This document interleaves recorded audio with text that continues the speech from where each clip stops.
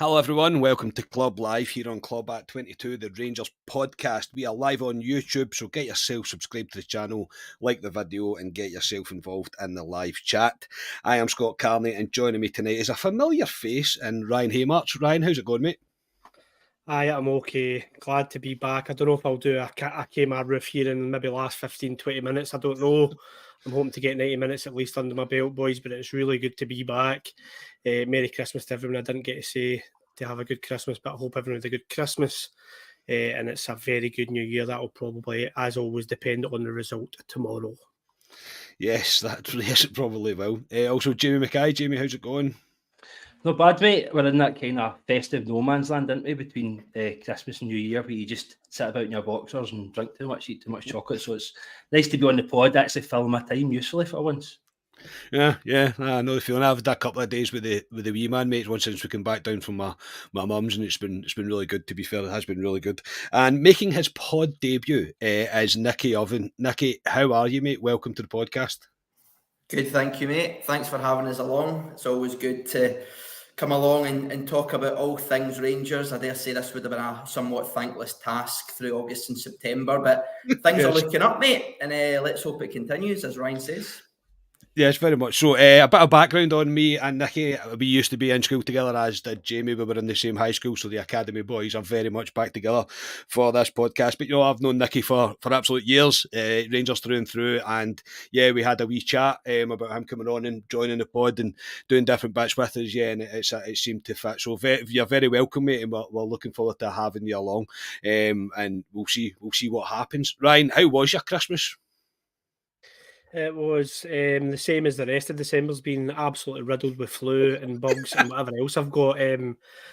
Probably the main reason I've not been on the pod is illness, then works night out, then illness, and then holiday, then illness. It's just been like the full December. But my Christmas was decent. I had the boys this year, mate. As you know, me and my ex take turn about with the boys, so I had the boys this year. They're a wee bit older now, so it's all about labels and getting the badge in with their jackets and whatever. But they were happy boys waking up in the morning. It was very good. But I went to Fir Park as well on Christmas Eve. Managed to drag myself along there in that weather. Of course, you always feel all right once the Rangers game comes about.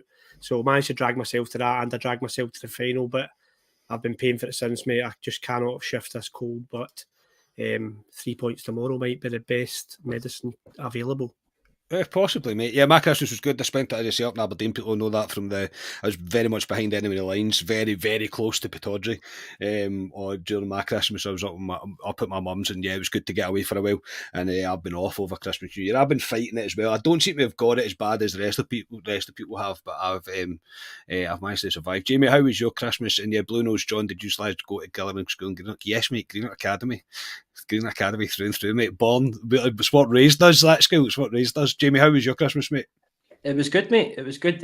Slightly like Ryan, I was loaded with the man flu, and I kind of overindulged the weekend of Betis and the final as well. So I think that kind of kicked me into gear with the flu. So no, I had a nice time Christmas, went up with my sisters and all that, but quiet one. So raring to go with the Rangers playing again tomorrow. So. Yeah, definitely. And Nicky, how was yours, mate? I know you've got a family that's beginning to grow as well. You're going to have even more because you've not seemed to have learned your lesson from the first couple that you've done, mate. So how was your Christmas?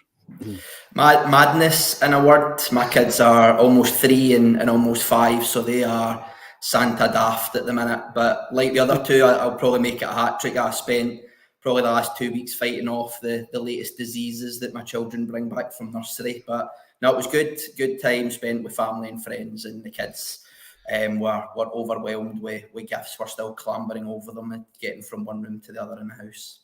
Yeah, I know the feeling, mate. My wee man's very much the same. He's only 18 months, so he's not quite sure what Santa is as of yet, but he's not far away from it, that's for sure. The Pufferfish, thank you very much for becoming a channel member, mate. Really do appreciate the support. Thank you very, very much. And I promise everybody we will get to Rangers chat very shortly because there's a hell of a big game coming up. But just before that, I just let you all know that there's still some limited tickets left for our live show at the Loudon, which will be on the Friday the 19th of January. with special guest Stevie Clifford from Full Lads Had a Dream. Tickets are £7 plus £1 posted in packaging. There is a limited amount of tickets left now, so please be quick. Make sure you don't miss out. The link for the tickets will be in the description for this podcast. Really looking forward to seeing you all there. Should be a cracking night. As I say, people that have messaged me, I can confirm if you wish that your ticket has been purchased, but you'll get your tickets once I send them all out, which will probably be in the first week of January. So don't worry, I've got your order. I've got your ticket purchase. You will get your tickets. Very much looking forward to it. Come along, should be a good laugh, and hopefully we're discussing Rangers sitting in a very pretty position in the league after tomorrow's game. Before we get to the Old Firm, we will start with the January transfer window that is approaching quickly, and Rangers have made their first signing, and it's the loan of Fabio Silva from Wolves. A statement on the club website said, Rangers Football Club are today delighted to announce the loan signing of Fabio Silva from Wolverhampton Wanderers to the end of the season, subject to international clearance. The exciting forward will join the club from January 1st as he becomes Philippe Clement's first addition as manager. 21-year-old is capped at youth level for Portugal and had successful spells on loan at both Anderlecht and PSV Eindhoven last season. Speaking on the signing for Rangers, he said, I'm very happy when I spoke to the people about Glasgow and about Rangers. Everyone told me good things about the club and the history. I played here once with Porto in the Europa League, so I already know the warm club, the environment and the stadium, so everything is perfect. I am very happy to be here and I can't wait to start training with the team. Clement added, I am delighted we have been able to secure the signing of Fabio. He is a highly rated striker and it is fantastic to have him joining our squad for the remainder of the season. He's a young player who already has some great experience in his career in both England and in Europe, and I'm looking forward to working with him moving forward. Ryan, 21-year-old attacker, I'm going to say, because I don't think he's an out-and-out striker based on the kind of looking into him that I've done. He's played various positions throughout his very short career. It's not been a massive career considering he is only 21. A record signing for Wolves. He's been kind of not phased out, I suppose, but there's other players really performing at Wolves. It's kind of limited his game time there. But with even Sima now getting called up for the Senegal team for the Africa Cup of Nations, this signing to me, I'm not going to say I'm like blown away by it or I'm absolutely delighted about it, but I'm excited to see what Clement thinks he can get out the lad, and I'm very much hoping he's coming here with a point to prove. Yeah, it's a signing I think that you very much look at and think, let's just trust the manager on this one before we judge any stats or any Twitter chat, whatever it is. You trust the manager on this one. This boy has been signed for £40 million, circa £40 million from Wolves. He can't be a bad player. He's obviously shown something at some point in his career. He's clearly not a out-and-out goal scorer. I'll be honest, Karen, I've not seen him playing. I've not even looked at him on YouTube. I try to stay away from YouTube clips because then I can't get to sleep at night because of excitement. We just need to trust the manager on this one. We need firepower up front. We need somebody who can unlock it at the 10 position, and hopefully he's one of them.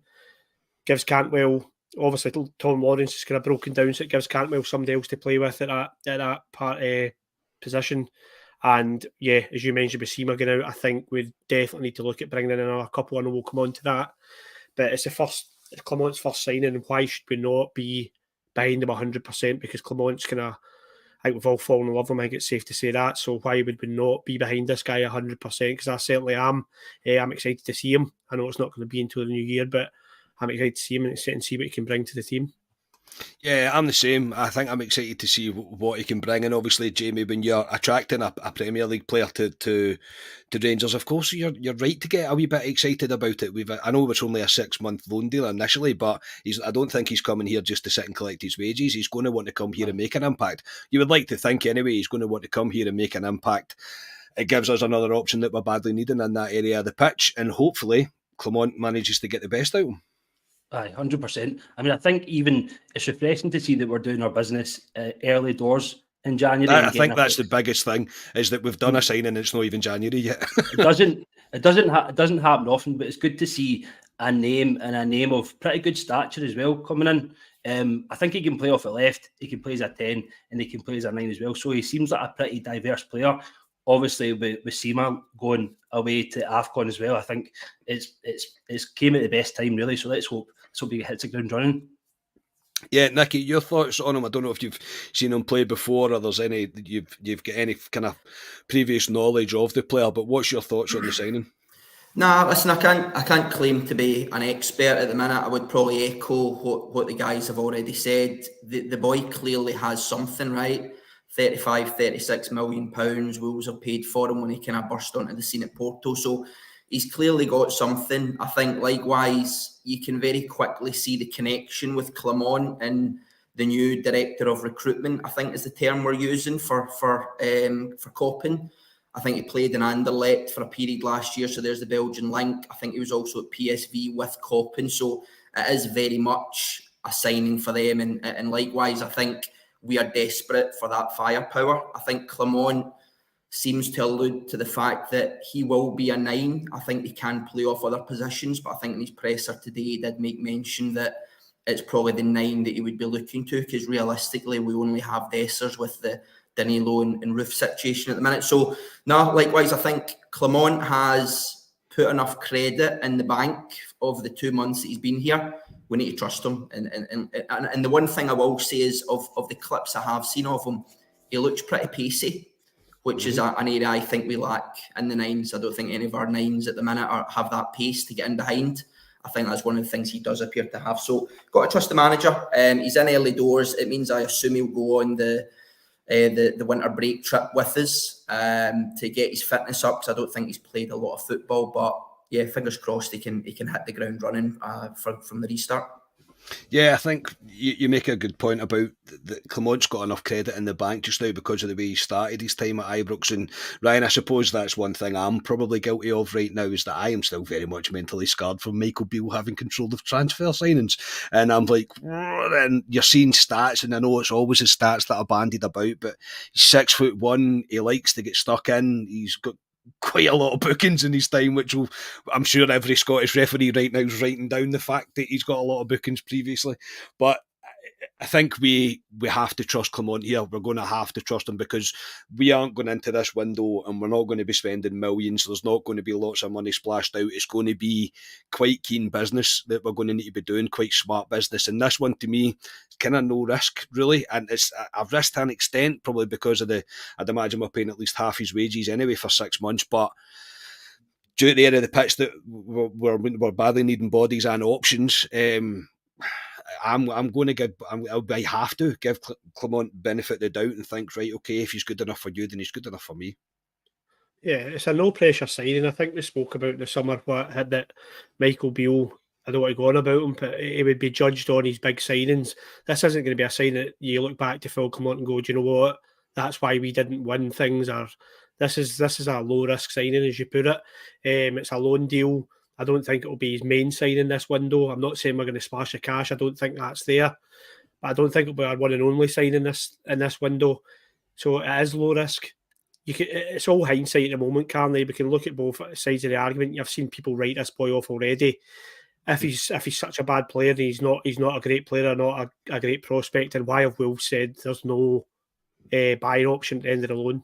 You know, they obviously still want this boy back. So let's see how he gets on. The pressure's off him, which I quite like sometimes when you sign in Scotland. The west of Scotland's a very hard place to accommodate, acclimatise yourself to. So let's just see how he gets on. If he comes in after the break and Rangers have done the business tomorrow, he'll be in the best place in the world to start his Rangers career. There'll be no doubt about it. If it goes the other way, then he'll find out exactly what the West Coast of Scotland's about. But I just think it's a low, as you say, a low risk one. And I'm looking forward to seeing him. And if Nicky's right, I don't, like I said, I haven't watched any of them. But if Nicky's right in saying that he's got pace, I totally agree with Nicky. It's exactly what we need going forward, because when we're breaking away, we are a slow team to get that final third push up the park. So maybe that's what Clement is looking at. He's trying to get a bit of pace up there. Yeah, Jamie, as well, I'm not going to lie, I'm getting flashbacks of being excited about Lammers, and look where that's landed me. But this one, I can just see the sense in it, I suppose. And yeah, I think even you're looking at Clement going into the window, I think there is going to be a number of smart business here, but I'll probably move on to the next thing that I want to speak about tonight, and obviously it's Shankland, mate, with his, especially when he scored the winner in the Edinburgh Derby. during the week there. Everybody's like, why are we not signing him? Why are we not signing him? Now, this is funny because I know as soon as I start speaking, Ryan's going to be going, he's shaking his head at me because of my my snobbery, the way I turn my nose up to Scottish signings or signing other players in Scotland. For me, Shankland, I get it, right? I do. I think my biggest thing that I'm against it with, and it's the one that I'm going to hide behind, is I don't believe it fits our pillars thing of investing in the right areas at the right age in order to get a resale from it. I think if we go out and spend 3-4 million on him, which I expect Hearts would want, I don't ever see us getting a return on that unless he's absolutely sensational for 2 seasons and somebody comes in with a silly bid for him. So for me, that one seems a bit of a risk, but I can get the argument. So Shankland, mate, discuss. Shankland's a pretty huge talking point on here and on the old WhatsApp group chats at the moment, especially mine anyway. So the thing, in my opinion, right, I think Shankland would be a great buy for us. I think he's in the Chris Boyd mould. He's homegrown. He's a absolute class finish. Like, you only need to look at that the other night. You just knew he was going to pop up and score a goal just because he's just got it in him, and that just takes the ball down.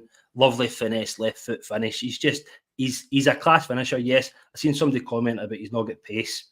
Fair dues. Like, we want, like as Ryan said before, we want pacey players to fit the Clement mould. But it's one of these ones. If we can get a deal done for Shankland, we've got to buy him. The only sticking point is Hearts will surely want to keep him to try and drive for that third place and get European qualification, because for them that's a good financial windfall. So you don't know. You might. We spoke about it on the pod before. You might want to test the waters with a £3 or £4 million bid, but do we have that kind of money to throw around in January? You don't really know where the board's at and if they're going to put up that money for him. But for me, Shankland's a stick on, and I'd have him in this Rangers team all day.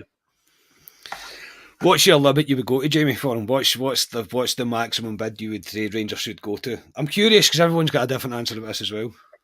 I think 4. I think he's worth 4 million. So I know you're talking about resale value, right? What is he 29? 29. 29, right? So he's realistically in this day and age, he's gonna play mid-30s, 34, 35. So we're gonna get a good few years out of him if he keeps on the same consistency and form that he's on at the moment. I mean, do you know what I mean? He's going to be worth the money. Even if we can't sell him, he's going to pop up with big goals and old firms in Europe and domestic cups. Do you know what I mean? So I think it'll be worth the £4 million. So that's my argument for you, mate. That's fair, mate. That's fair. Nicky, what's your thoughts on Shankland? Should Rangers pursue it? What's the maximum you would look at Rangers bidding on him if he was to come? If it was something that Rangers were going to explore? I'd agree and disagree with Jamie. I think I would agree in one word. Yes, I would sign Shankland. I think we'd make him better, and I also think it is undeniable that he would score goals in this team because he's a top quality finisher. I'm not sure I would go to £4 million. The problem I see at the minute is how much does Fabio Silva impact this? We now have 4 strikers, all on big money. If some of the numbers for Fabio Silva going around for 70, 80 grand a week, I don't know how much we're paying of that, right? But it's about half. I think, as far as I'm aware, it's about half. Roof, Dessers and Danilo are all on big wages as far as I'm aware. And we only play with 1 striker. And there's been nothing in Clement in the kind of 2 months he's been here to suggest that he'll move to 2. I do think that if you are playing 1 up top, you need 3 quality strikers. And I think if we've already got 4, it does make it very difficult for us to throw extra money to have 5 on the books, right? We already know we're probably not getting value out of our wage budget at the minute. But longer term, where I would like to see Rangers in the summer, for example, is if there's an opportunity to take Shankland now, and you get him at a reasonable price. Now, my top end would probably be 2 million. Whether that's doable, I don't know. But that's what I would be looking at. And if you can't get it, you maybe revisit it in the summer when he's got 12 months left. But what I would be looking for is ideally bring in Shankland. I think come the end of the season, being realistic, Fabio Silva will go back to Wolves, right? we simply cannot play in those sort of funds, right? Wolves will, if they're trying to move him on, they will try and recoup a high proportion of the 35, 36 million they've spent. We can't also do 60, 70, 80 grand a week. Roof, you would imagine, will move on. I would like us at that point to be getting into the market for our new number 9. And I'd be looking for a number 9 that will play all the big games, will score in Europe, will score at Parkhead, Pittodrie, Easter Road, etc. And will consistently score 25 goals a year. Because realistically, we haven't had someone like that since Morelos 2020. Pre that, you're really looking at Jelavic. And then you've probably got a decision to make on Danilo Dessers, right? Because you only need 3, right? So I'd be looking at Shankland as a goal scorer that will take care of a lot of your run-of-the-mill games. You have a new top-quality number 9, and then you make a decision on Danilo Dessers, and that would be the 3 I would hope you go into next year. That may be what Clement's looking for longer term, but I think I've went off on a bit of a tangent. But in short, Shankland, if you can get him, yes, I would get him, but it has to be for the right price at the minute. I struggle to disagree with any of that, mate, and I'm probably on that line. I'm not disagreeing with the quality of Shankland. I definitely don't. I 100% agree that he would score goals for us.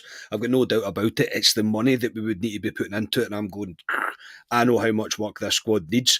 Ryan, I've handed you a bat. You can beat me over the mouth with it now, mate, because I know you're all for the Shankland signing. Look, I've seen people as well floating the idea of Lowry being part of the deal, or somebody else within the team that we would to be able to move on to them. I don't know if there's anybody really that Hearts would be willing to pay the wages as well. You've got to remember that there's going to be a wage limit for Hearts as well, so I don't know if it's easy as that, but Lowry's probably the one that will get bandied about as being part of the deal. But in terms of Shankland, mate, what's your I know your thoughts on the fact that you do believe we should sign him, but what's your maximum we should do? Should we be looking at Lowry? And does Silva affect us potentially now making that move for Shankland? Yeah, there's a lot of fences to jump for this to happen. If it did, personally, I don't think it will happen in January. If it is happening for us, I don't think it will be January. I think it will be the boy will maybe knock a contract back, and then it will become obvious that he wants to move elsewhere, and it'll be us that come in the summer and get him. In terms of fee, I think it's hard to gauge because of his contract. If he's only got 18 months left, you can't really give him a fair valuation because you've got to base it on how much his contract's left. If he had 3 or 4 years left in his contract, he is top goal scorer in Scotland continuously at the moment. He's scoring in big games. He's a derby win. He's scoring a derby win. He scored at Celtic Park. He scored at Ibrox. He scored a winner for his country. There's nothing to say he's not worth £4 or £5 million when he's worth when he's under contract, under a serious contract.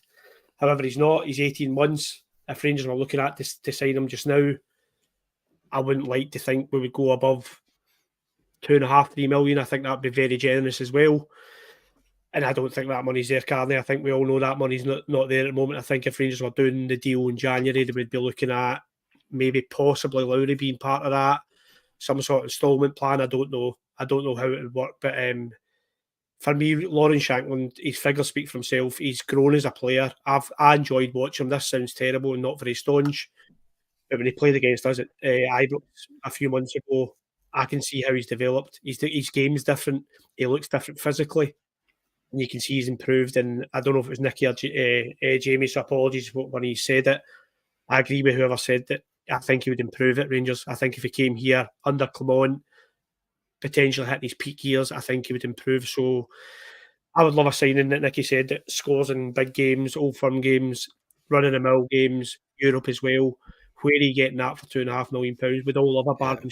We want a Rod Wallace. Rod Wallace is probably the last striker who was signed for nothing and did it in Europe, Old Firm games, cup finals. You're not getting one, boys. It's not there. So I think we've got to look at it sensibly. And this is why I'm banging the drum about the Scottish market all the time. And I'll always bang the drum about it. I think there's products there to be bought. And I think he's one, and I don't want us to regret it. Because if we didn't sign him, I wouldn't put it against the other side of the city having a look at him in the summer. If he's only got a year left in his contract, they would obviously have a sniff about him. And I just think most of us are kind of regretting the fact that we didn't go for Lewis Ferguson. And I can see that happening again. If we didn't go for Shankland, he will do the business. If we get 3 or 4 years out of him, you're talking about return. We're not going to get a financial return off Lawrence Shankland, but you know what we'll get? We'll get goals, Carney, and goals give us those big shiny things that I'm desperate for. If he signs for us, I think he would score 100 goals for us from now to end his career. I do believe that. I think he's good enough to score 100 goals for us. And yeah, I'd love to see him in Rangers, but I don't think it'll happen in January for some reason. Yeah, look, I get it, mate. Like I do, 100% understand the argument with Shankland. I agree. I believe he would score goals for us. I think there is so many. You're right, mate. That's a good way to put it. There's so many fences to jump over before this deal would actually happen. I do. Obviously, Fabrizio Romano had released a tweet yesterday to say that Hearts were about to discuss a new contract with him. They're going to need to offer him stupid money for him to say yes. I would think. I think. We all know how football works. I know you can't speak to players, etc. All this nonsense, but it definitely happens. There's no doubt that it happens. So Rangers have already had the feelers out. If we're interested, if Clement is interested, they'll already know where Shankland stands in terms of wanting to come to Ibrox. So yeah, it's one that I think that will roll on. I don't think it will happen in January either. Would they be opposed to Lowry going? I don't know, because that's another one I don't want to come back and kind of bite us on the arse and Hearts get the benefit of that deal, that he all of a sudden Lowry hits the potential that we all believe that he had at one point, and then we would kind of lose out on that as well. Yeah, can I interject on that one? Just like this is probably a decent question then, and we could probably all answer it. Who would you take right now if you had to take one, Shankland or Lowry? Don't financial side apart. Who would you take, Shankland or Lowry right now? Shankland all day long. Jamie.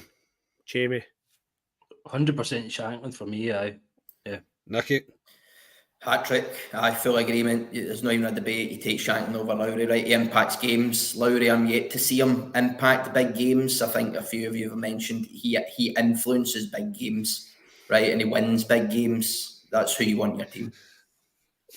There you go, Ryan. That kind of answers itself there, mate. That kind of answers itself. But I would agree. I would agree. I think Shankland would definitely make more of an impact than what Lowry would, because Lowry's been he's not showed any real consistency. Look, this is one that will run on and on and on, and there'll be many pints shared and many discussions had over these pints about Shankland. But it's one that I would expect to happen probably in summer, and I would, as I say, if he knocks back a contract with Hearts, I would put my money on that he's probably coming here. That would be my guess. In summer, there must be something happening anyway, for sure. I think Rangers will be sitting quietly, mate. I think Rangers will be sitting watching that going. I think they'll just be watching to see what happens with that contract negotiation, because if that goes on for a month or two, they'll be like, he wants to leave. So they can. For me, Rangers are kind of sitting with the cards just now. I know we're desperate for a striker, but there's other markets where we could probably delve and do our business. But I think we're holding the cards with that one. I think if that boy rejects a contract, then it's very obvious where he wants to go. Yeah, well, previous managers have done it. They've took the kind of top goal scorer in Scotland. It's happened. Do you know what I mean? It's happened for previous managers, and it's been a success as well. So no, it's one that will run. I just think the money terms have to be correct. But I do think, I mean, you're probably right. I'm probably getting more swayed by Ryan as well, thinking he's going to score goals and he's going to win big shiny things and he's going to wave them in my face, and that's kind of what we all want. Before we go to the Manscaped promo, Jamie, I'll come to you.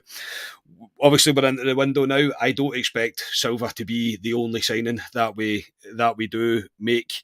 Where is key for you? Where else is key for you? Obviously, the only thing that's been confirmed and the pressure was Kemar Roofe will be out for a number of weeks at least, so I would write him off for the rest of the season, to be completely honest. So where else? Where's critical for us now to bring someone else in? Well, really the only reason I'm giving you an inflated £4 million for Shankland is because I'm getting worried about Dezers getting injured and we're left with no strikers. So really, for me, it's still the number 9 position. It doesn't sound like the boy Silva's an out-and-out striker, so it's still a role to fill there, especially, as I say, if Dezers gets injured. I say left-back, for me, is a crucial area of the team that we need to address. Obviously, Ryan, you're going to hate me here, but Red fans blowing hot and cold at the moment. Borna, from the start of the season, he was not bad. He was one of the most decent players in the team. Consistency wise, he's not been the best though. So I think I would be targeting left back in January if we can. But as we've spoke about, the January transfer market is just a tricky one, I think. Yeah, it's bonkers. It is. It's just it's a crazy. Everything's inflated because it's panic buy time and stuff to try and bolster the squad and everybody knows Rangers are buying. That's the thing. Everybody knows Rangers are looking to strengthen the squad with a new manager coming in before the window was open, etc. So it's going to be a difficult window. Nicky, for you, where's critical for Rangers to also strengthen? I think similarly. I think the number 9 situation is tough at the minute, right? We've been really unfortunate with Roof and Danilo. You've now got 4 on the books, but likewise, I think we could still do with strengthening there, because worst case, I think it looks as though Danilo's out for 3-4 months, I think was the time frame put on it. Yeah. Thinking about his rehabilitation, how quickly he can get back up to speed, he's probably not going to impact much of the second half of the season. Roof, I think Clement said today, it will be a few weeks. We know what happens with Roof, don't we? He kind of comes back, he plays a good 15 minutes, he'll score a big goal, and we'll all go, imagine we had him 50 games a season. Oh, no, mate. And his body breaks down, right? It's just what happens with Roof. So I think if there was an option to get a number 9 in to support, then I would go with that. I think there are still frailties in this squad, but the other area I'd be looking at is potentially right wing. I still think we're light there.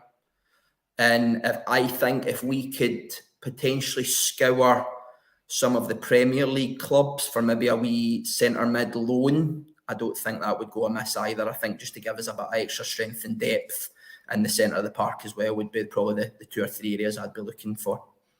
Yeah, Ryan, I think centre mid for me is one. I do agree. I do think we'll sign another striker in some capacity in terms of being loan or whatever it may be, loan to buy, whatever it may be. I still think that's in here. But centre mid is one for me as well, and it pains me to say it that Ryan Jack can't be relied on. When he breaks down for a significant amount of time. It's never quick. So I think centre mid's probably another area we should be looking at. I'm not going to make you to discuss left back, mate, because I know it's a sore subject. Hi, I had the Yilmaz's round for Christmas. Lovely family. I think a lot of our decisions and where we'd like to strengthen are driven by the injury pool that we've got currently. It's just we're absolutely riddled with injuries. I've never known anything like it. Centre mid definitely. I think Kieran Dowell, if he can stay fit, looks a player for me. I really like him. He just looks as if he's got something. So if he can stay fit again, that I'd be happy with him. John Lundstrom's out till after the winter break apparently. So yeah, centre mid for me would definitely be an area, but we've got to look at firepower up front. We're on ice with it. It's funny Jamie saying that, like he worries that Dessers will get injured. I never really thought about it that way, because if he does, yeah, who do you play? Because even under what is it? B team strikers injured is Zach Lovelace, so he's still coming back from injury, isn't he? So just to jump in, I mean, another thing, who would have thought 2 months ago we would all be sitting here worried sick I'm talking about Dessers. I know, mate. Oh, I know. By the way, I'm being a hypocrite here. I'm not overly worried actually when I think about it, because I was not impressed with Fir Park boys. I thought I didn't rate him at Fir Park at all. But listen, he's going to be playing tomorrow. There's nobody else that's going to play, so we definitely need to look at a striker. We need to look at whether it's, as Nicky says, Premier League boys that are out of favour, or there's got to be a striker out there. We can't just continue the rest of the season with Dessers and hope that Roof can put in 20-30 minutes every now and again. We have to strengthen up there. There's no doubt about that. So yeah, strikers, maybe 2 strikers and 2 midfielders, please. Yeah, and I've left back, and that would be great. Aye. Yeah, I know. Just the whole new team would be class. No, I know, I get it, mate. It's going to be. We need to be really, really smart with our business. That's for sure, because there is a number of areas we would all like to see strengthened. And yeah, it's going to be an interesting window. I say, come on, and the new director of football and recruitment has definitely got the work cut out for them. Before we go any further, it's time from a word from our sponsors. Step into 2024 with confidence, thanks to Manscaped, where resolutions are met and hairs are neatly kept. As the new year approaches, why not make Why not make self-improvement a breeze by keeping your body well-groomed? Introducing Manscaped Performance Package 5.0 Ultra, the ultimate all-inclusive kit designed to help you feel clean-cut and confident as you should. Featuring the Powerhouse Lawnmower 5.0 Ultra, this next-gen trimmer ensures precision and ease when tackling your toughest hairs. So kick off 2024 with a trim and a trim above the rest, and use code CLUBAT22 at manscaped.com for 20% off and free shipping. You can tell I've not read this one out yet. The Performance Package 5.0 is here. Included in this bundle is the brand new Lawnmower 5.0, the Weed Whacker 2.0 ear and nose hair trimmer, and the essential aftercare products like Crop Soother Ball Aftershave Lotion and Crop Preserver Anti-Chafing Ball Deodorant, and 2 free gifts. The 5th generation lawnmower features 2 interchangeable next-gen skin-safe blade heads, a standard one for taking a little off the top, and a new foil blade to go smooth wherever your heart desires. Manscaped also throw in 2 free gifts, the Boxers 2.0 and the Shed 2.0 toiletry bag. Resolutions may come and go, but a well-groomed you is here to stay with Manscaped latest and greatest.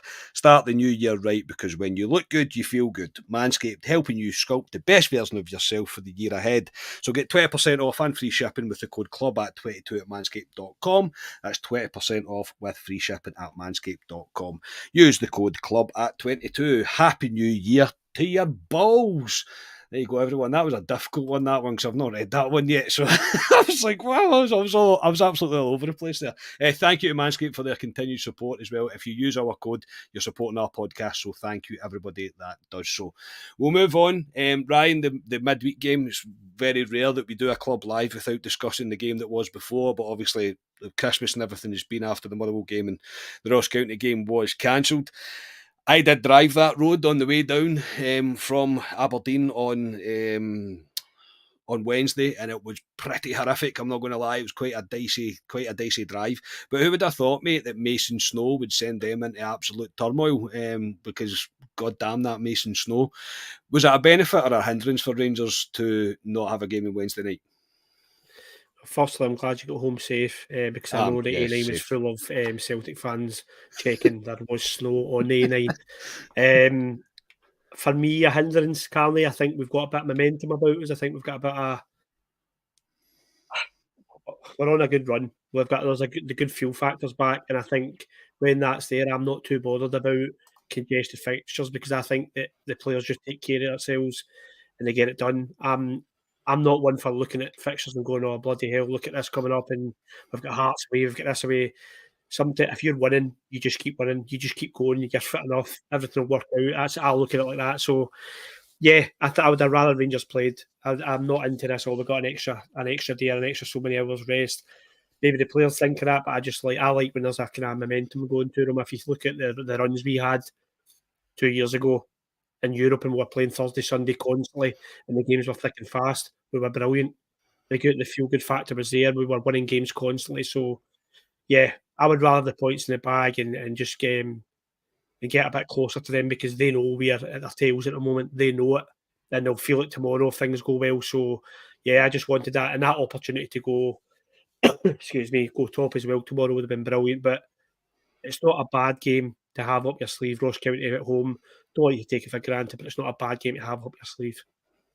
Yeah, Jamie, I'm the same. I'd have preferred points on the board, mate. I'd have preferred the gap to be closer tomorrow going into the Old Firm. However, it's still very much in our favour with the games that we do have in hand. With all due respect, it's 2 games that Rangers should win. So I can kind of understand it in both terms. What's your thoughts, a help or a hindrance for Rangers? I can see the pros and cons of each. I mean, I think Ryan makes a great point there. I think we were on a real great run of form in terms of, we obviously had a really congested fixture list and we were playing a lot of games, but we seemed to be clicking, and it seemed to actually be working in our favour. I think Thursday night in Betis and then the final, I think, is probably a great example of that, and even the Wednesday against St Johnstone. So it just seemed like that we were hitting top gear, really. So I think I'm more to the side of I kind of wanted it to get played on Wednesday, just to keep up the pressure on them and tomorrow. So yeah, I think, well, it's one of these things. it's that Masonic weather, as you say, so you can't really do much about it. So, and as Ryan says, I think a home tie against Ross County, I think you're thinking it's going to be a guaranteed 3 points. Yeah, Nicky. Aye, touch wood. Thanks, mate. You should never say things like that on the pod, mate, because it always comes back and bites us. Speak to Ali about that. Nicky, yeah, for you, what's your thoughts on it? I think you can see both sides in it, but it's definitely all because of goddamn Mason Snow, put it that way. Oh, absolutely. I mean, that's a given. But probably like the guys, pretty torn. I think I would probably have preferred to keep the momentum. I'd rather have the points on the board. I think the last thing you want is to be 3 and 4 games behind someone when you're chasing them, even if you still have potential to catch it. I think historically, this team or this squad, in my opinion, don't deal too well with breaks. I think when we lose the momentum, we seem to take a bit of time to get that jump start again.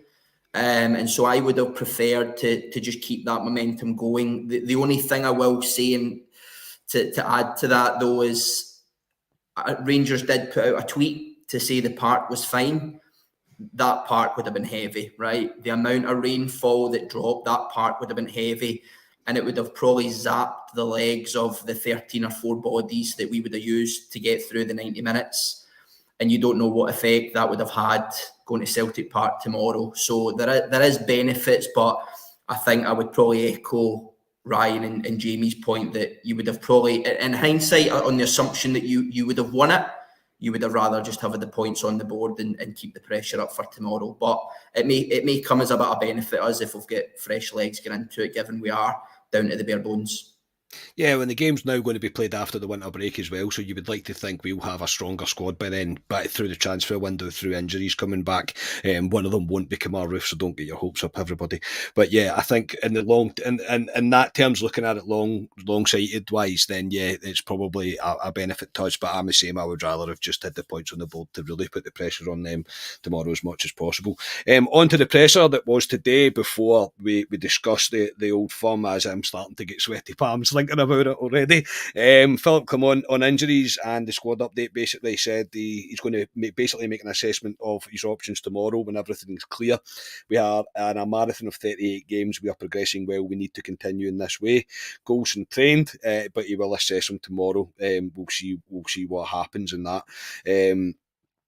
On the game itself, he said it's about the 3 points, of course. It's a boost at the moment, but in 3 days' time, there'll be another fixture, and you still have to perform at a top level. It's all about the points, and that's basically all he really was willing to give up. In terms of Ryan, what he was saying, he kept his cards very close to his chest with the squad update. Obviously, Barisic didn't make an appearance in terms of even being on the bench at the last game. Lundstrom and Goldson are probably the main ones that we're all talking about. But since Clement's playing his cards so close to his chest, I expect Danilo to start up front tomorrow. I expect John Lundstrom in the midfield with Ryan Jack, and I expect Connor Goldson at the back as well with Barisic at left back. What about you, mate? And it can't really take much from Clement, but he's quietly coy with his words. Aye, McCrory in goal as well. Let's take it tomorrow. Aye, he's very coy, mate. Very coy. He's clever. You see the difference. This is why we keep driving home this line of we have a proper manager now. Everybody you speak to, whether it's Rangers fans or fans of other teams, I always hear this term. We all feel as if we've got a proper manager. You see the way he deals with the press. The previous manager, apparently there was quite a kind of, there was a running joke, but amongst the media, they asked him what he had for his breakfast, and he would tell them that his tactics for the next 2 games. He's not a closed book. I think you can tell the press like him, but he keeps his cards close to his chest. I like that as a Rangers manager. I like that he doesn't give them too much. It's clever because don't be kidded that their manager tomorrow won't be thinking about us, and he won't be thinking about what we're going to set up like. He will be. He'll have watched us and he'll be thinking, right, they're struggling in centre midfield. He'll be looking at who'll be playing at wing back, whether it's going to be Borna, whether it's going to be Ridvan, because they always target us down our wings. So he's right to keep his cards close to his chest. I'm just hoping that a couple of those names you've mentioned there, like Connor Goldson, who is, for me, pivotal in terms of our shape, our organisation at the back, whether you rate him as a top defender or not, in terms of organising our back four, I don't think anyone can argue that he needs to be there. So I'd be very disappointed if he wasn't. And I'm just hoping that a couple of other ones pull through. But yeah, it's been hard for Clement since he's come in because of this injury list. He's said it. He's never said it like it. He's just never been able to have a settled team. But for me, I know we're going to our teams. I'm just hoping he kind of has a similar team to what he had at Motherwell. Yeah, that is what you're hoping for. Nick Wall, thank you very much for the £10, mate. Really do appreciate that. Thank you very much, mate. You're a Wolves fan. I still had you on the pod, mate, to speak about Silva. Short-sighted in my view, that one there. But thank you, Nick. Really do appreciate that, mate. Thank you so much. Jamie, yeah, the injury update isn't what we were all expecting. We all wanted to go, John Lundstrom's fit. Everybody's fit. Let's just go for it. But obviously he didn't give too much away in that regard. Ryan's right though. There is no doubt that the manager from across the city, mate, will very much be watching what we are doing and trying to kind of predict what we're going to be doing. So I'm not against Clement keeping his cards close to his chest.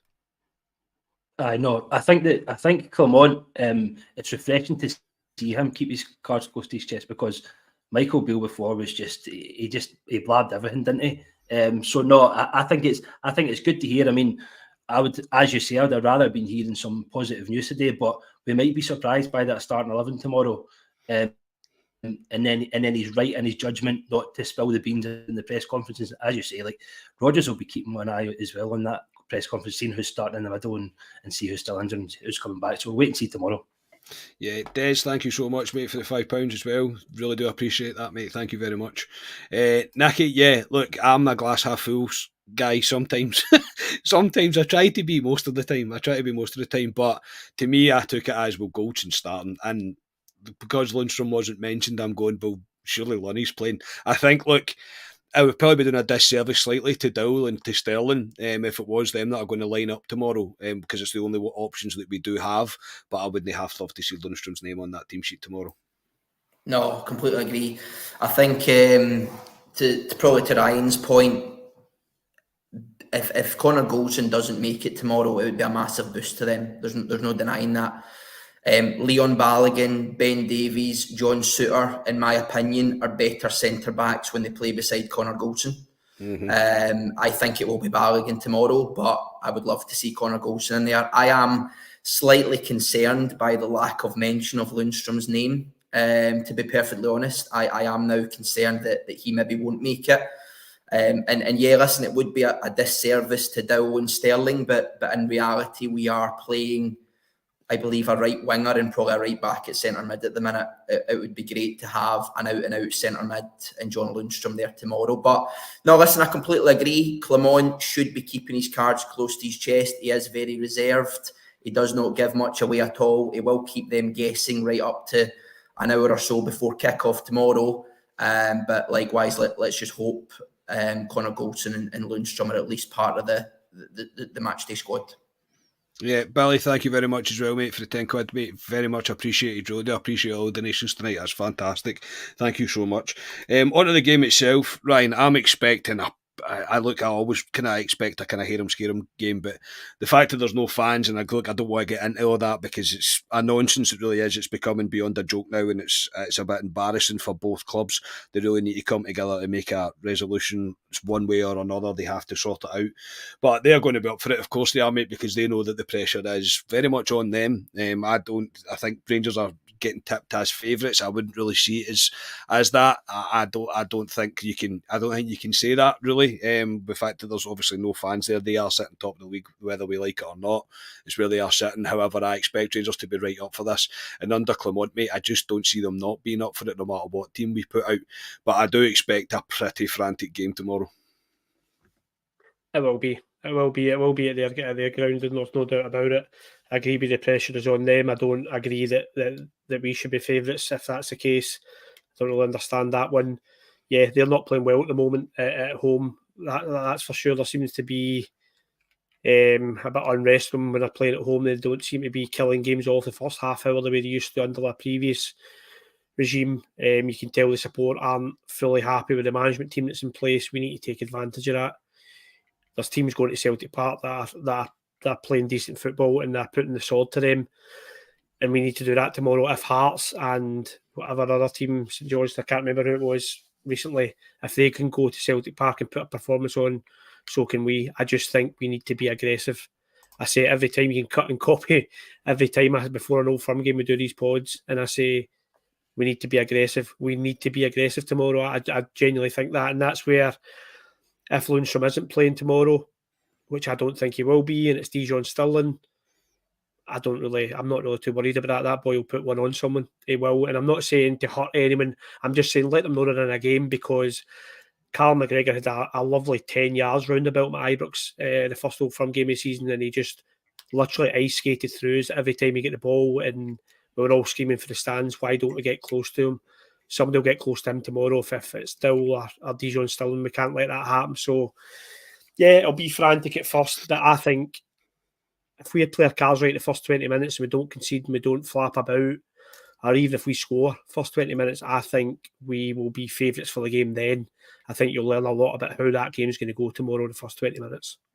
Yeah, Jamie, look, I'm not going to... Of course, there's disparities in the squad based on the signings that we've made and the players that they have. They have a lot of guys that have been settled there now for at least 2 seasons.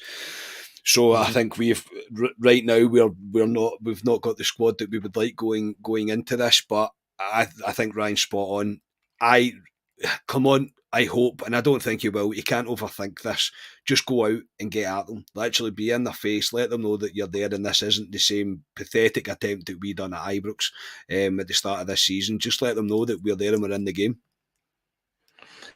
No, I mean it's the age-old question of how's the mentality going into big games like this. And I think under Clement, really the only game that there's been a bit of a sort of weaker mentality is Pittodrie, the 1-1 game. I think every other game we've sailed right through. So you'll know tomorrow, and I think it's the tale of a lot of Old Firm games. Within the first 10 minutes, I'm pretty sure you know how it's going to go, because you set the tone in the midfield. If Sterling's getting tight to McGregor, if we're getting higher up the pitch, if we want to go there and play football, or if like in previous times we want to go and sit in, do you know what I mean? And I don't think it's in Clement's nature to go and sit in and soak the pressure up. I think he's going to want to go there and really lay down a marker. As you said, that we don't want to talk about the fact that there's 60k of their fans and we don't even have our usual 800 in the corner. I don't actually think that's going to affect the players in any way whatsoever. And I do think that because Clement has instilled a much more positive mentality in these players now. And as you say, we've got injury issues all over the 11, but I just think he always goes on about if there's a player injured, there's somebody there to step in, and I think we'll see that tomorrow. I think these boys are going to be up for it. I really hope so, mate. Genuinely, really hope so. Nicky, Rangers on Tour, said there that ever since I followed Rangers, the rules of winning Old Firm is dominate the midfield, control the tempo and take your chances. I get that on paper. That's exactly what it should be. That's the way it is. But with the squad that we have, I think it's even more crucial that the midfield and whoever plays the midfield, be it Dowling, be it Sterling, who both I think have done sterling jobs since they've... Sorry, can I say that? No, but you know what I mean. They've both done very good jobs since getting called into their positions, and especially Dow coming out from the cold. I thought he was particularly good against Motherwell. But we just have to press them, be in the game with them, compete with them, win your battles, and the rest should take care of itself, hopefully, if Dessers is on form. Anyway. Yeah, 100%. I think let's face it here. We don't have a great record there. There's a reason we don't have a great record there. I've seen better Rangers team go and not get a result. I've also seen poorer Celtic teams get results against us. So there is a reason our record isn't there. But likewise, the Kilmarnock game, the Hearts game, some of the European games have shown us the blueprint of how you can be successful against Celtic. Michael Beale early in the season has shown us exactly what you don't do, and that's sit off them. So yeah, I would agree. I think the mentality point, I don't think has as many question marks over it. I think this squad seems to have taken to Clement, and they seem to be building a bit of momentum there, but we need to be aggressive. We need to be up the park. If we sit off and just allow them to play passes and come on to us with the hope that they won't score, I expect it to be a very long afternoon, to be honest. But I think if we come out, we play, we're aggressive, we're in their face. They also have problems with injuries. I think Carter Vickers today is mentioned as out. Likewise, that is a boost to us, as what Goldson being out would be to them. So we need to try and take advantage of that as much as we possibly can. Yes, Nigerian Nightmare Masterclass is incoming. On that, Ryan, give me your team for tomorrow. And look, before I even come to that, Rangers just need to be brave. Just show me more than the last time you played them. Just show me more. Be brave, believe in yourself. And I do think I would agree with you. The mentality thing is changing. It really is. Clement is very much a psychological manager in terms of mentality, in terms of winning mentality, all about the next game, all about the next 3 points. In that regard, I've not got too much concerns. But again, even in the same breath, I can think, I've said that before with the scar tissue that's there, but I'm not going to go there. I'm not going to go there because tomorrow is just all about us just competing and showing them that we're here and there is a title race on, whether they like it or not, and we're willing to do it. And I think it's more all the good work that you've went and done in terms of what you've done since Clement's come in. Go and prove that you're real deal now. Go and prove that you are the real deal and take it to them. Absolutely take it to them and see what happens. And if we beat them with a depleted squad, even bloody better. Generally, even better. So, yes, Ryan, on that, your team and your score for tomorrow. I am going, I think it picks itself. Jack Butland, Tavernier, Goldson, Balogun, Yilmaz. I'm going Todd Cantwell, Dijon Stirling, Kieran Dowell, Seema, Dessers and Scott Wright. I don't think Ross McCausland will play tomorrow. I think Scott Wright is going to play. I don't know why. I've got a feeling he's maybe want a wee bit more physicality if the long balls are getting played. Dessers for me, boys. I don't want to be negative tonight because it's all about trying to get this result tomorrow. I think we need a bit more physicality, a bit more bravery up front. I think Scott Wright might give you that, picking up the scraps as well. And I am going to go. I'm going to go 1-0 Rangers, Carly, and I genuinely believe that. I know we sometimes go off the pods and I'm just saying that. I think we're going to draw. I don't mind saying that because sometimes we're terrible, but you have to say they'll win. I genuinely believe I think we can do it. I've said that, I asked that question to Phil Clement a couple of months ago and I said, I appreciate you don't have a magic wand. If we win tomorrow, I'll be questioning whether he does have a magic wand or not because mentality is everything. And this team, I question mentality constantly, as we all do. If they can win tomorrow, I am this guy, always a man who says, the glass is half empty. If we can win tomorrow, they will prove something to me and take a huge step towards being able to turn my mind and think, do you know what? The dream can happen. We can do this season. So I will go 1-0 Rangers and I will go Kieran Dowell to score. Dowell. Yes, very much so, mate. Jamie, your team and your score, and don't know about anybody else, but I can feel some battle fever brewing here. Oh yeah, it's starting. It's bubbling up, isn't it? It's bubbling up nicely.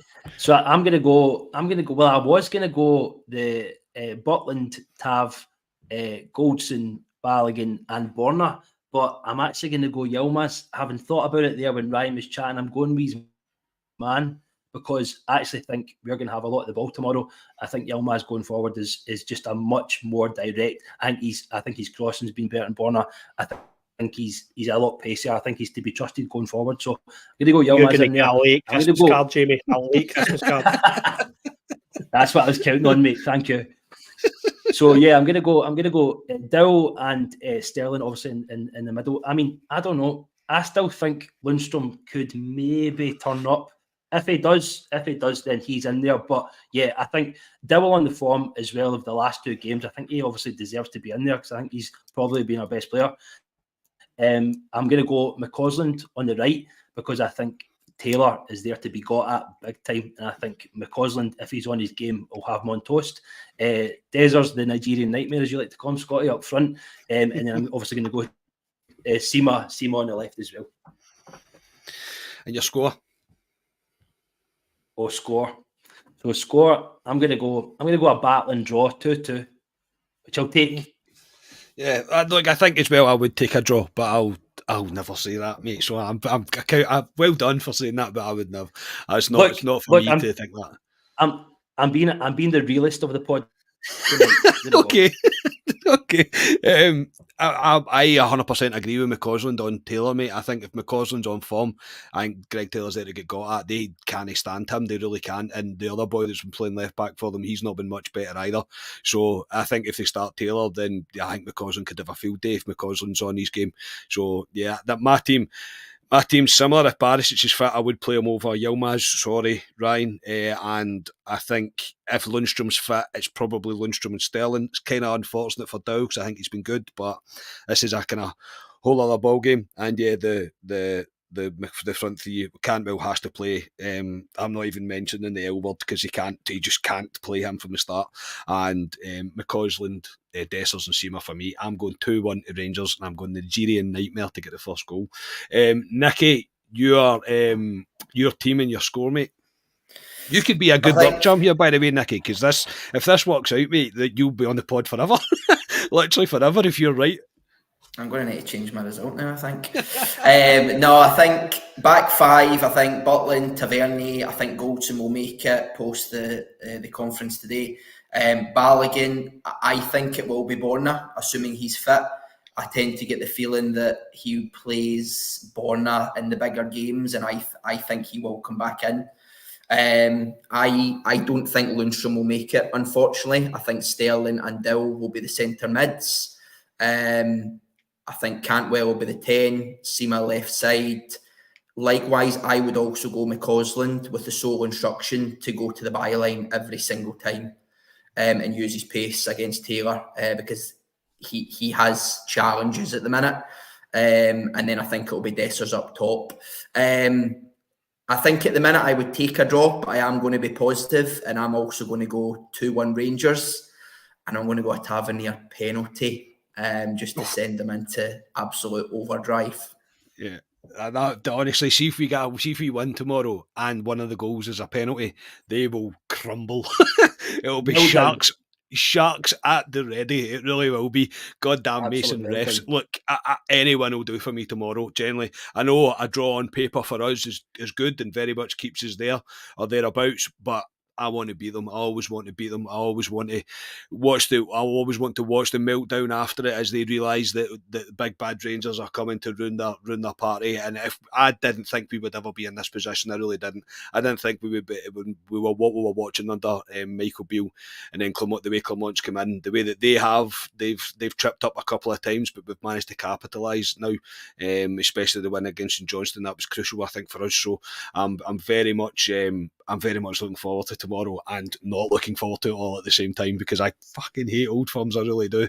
But yes, for tonight, Ryan, thank you. Good to see you back, mate. You've lasted over an hour, mate, so that's more than Kamar Roof, mate, so I applaud you for that. Yeah, I appreciate that. I appreciate getting my 90 minutes payment in the bank account as well, because I did that to you about halfway through. I was looking for a sub, but you ignored me. It's good to be back and good to see the lads. Nicky had a solid performance here for a debut, mate. He'll be back, no doubt about that, and I hope everybody enjoys tomorrow. It is very much got a feeling for me of 4 years ago when we went there in Kent, and who else was it scored? Katic header. Katic, yeah. So that game, it's got a feeling of that for me. Rangers didn't kick on after that, unfortunately. Let's hope that we go there, win tomorrow, and then we do kick on, because Clermont, for me, has changed the feeling about the club, and I just want it to continue because they can feel it. You can see the nonsense they're coming out in social media about penalties and your game get called off deliberately. That's because they're under pressure. Let's keep it up, Rangers. Absolutely. Jamie, thanks for tonight, mate. Thanks for having me, mate. Good to see Nicky as well. It's a good boy on the pod representing. So hopefully he's back on, and I'm praying for that 2-1 as well for tomorrow. So. Yeah, all three of us are from Greenock and not one of us stay in Greenock anymore. I think that tells its own story. No. Nicky, thank you very much, mate. I need to echo what Ryan said, mate. A fantastic debut on the pod, mate. Looking forward to having you back. Listen, brilliant to come along. Hopefully I am that lucky charm and the 2-1 prediction comes through. And look forward to the next pod. Brilliant, mate. No, absolutely superb. Thank you, everybody, for tuning in tonight. Thank you for all the donations as well in the chat. Really do appreciate that. We will be back tomorrow. Win, lose or draw, we will be back tomorrow with a reaction. You know we will be. And yeah, it's I'll steal Ali's saying, it's over to you now, Rangers. Just go out and leave everything out there. Just do everything that you didn't do the first time round and just go and play a game of football against them. Just show them that you're there. Show them, get in their faces, win your battles and take your chances when they come your way. And think about how good it's going to feel if you manage to do it, the position it's going to put us in going forward in the league. All of a sudden things completely change. So yeah, I'm up for it. I can't wait for it. I hope everybody really enjoys their day tomorrow, and no matter where you are, stay safe no matter what. But yeah, it's over to Rangers. We've got the battle fever on and play up the famous Glasgow Rangers. We will be back tomorrow. We have been Club at 22, the Rangers podcast. Thank you everybody. Cheers.